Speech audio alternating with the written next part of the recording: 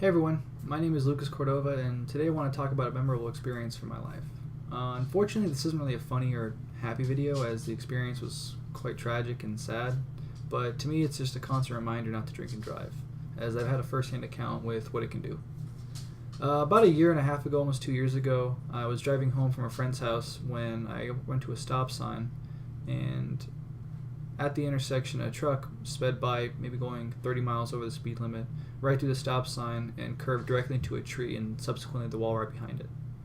I looked around, but because of the time of night, no one else was on the road, and I realized I was the only one who had seen the accident, so I knew it was kind of up to me to go survey the scene and see what happened, or see if anyone was okay. When I walked over, I realized that the truck had actually hit the power box and knocked down the power lines for that road. So all the street lights had gone dark. So I had to turn on my phone light to see if I could just see anything. When I approached, I saw the truck's entire front end had collapsed inwards because of the tree and the wall, and the passenger door and the driver door both pinched inwards, so you couldn't really open the door unless you had taken the door off. I immediately called an ambulance, and while I did, I was trying to see if I could make contact with the individuals in the car, but they were both unconscious at the time. After I got off the line with the ambulance, I walked over to the car and took the door off of the driver's side and tried to see if I could see if they were, or try to make communication, see if they were okay, or see if there was any way I could get them out of the car.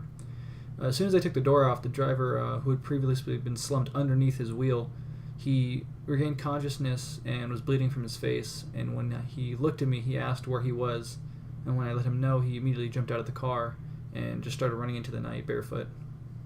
As I looked on the car, there was bottles everywhere, as well as just bags of substance, and I knew immediately what was happening, as I assumed they probably came from a party. But the passenger was still in the vehicle, and she was slumped underneath her dashboard as well. And so I tried to see if I could get in there or see if she was okay in any form. Around 30 to 35 minutes later, the ambulance had arrived. It did take them a long time because they lost our location or something. But the entire time I couldn't really get into the vehicle because it was trapped. It was the middle was pinned by a metal bar as well as branches from the tree. And when they got there, they were able to tear open the car and get to her. But at that time, they said it didn't look too good.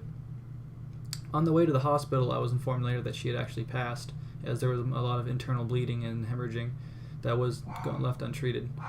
And the driver of the vehicle wasn't identified at the time, and when the police came to get my statement, I let them know that he looked impaired, as well as there was just substance everywhere, and I let them know how the course of the crash looked to me.